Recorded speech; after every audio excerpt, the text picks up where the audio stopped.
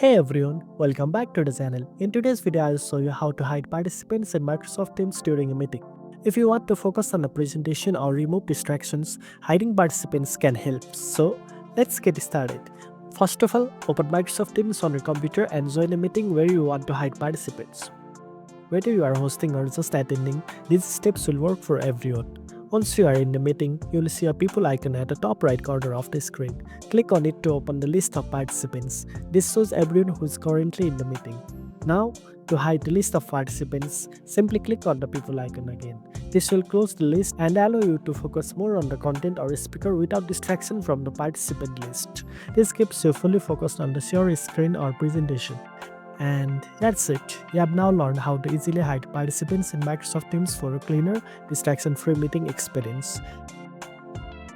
If this video helped, make sure to like, share and subscribe for more tech tips. See you in the next one.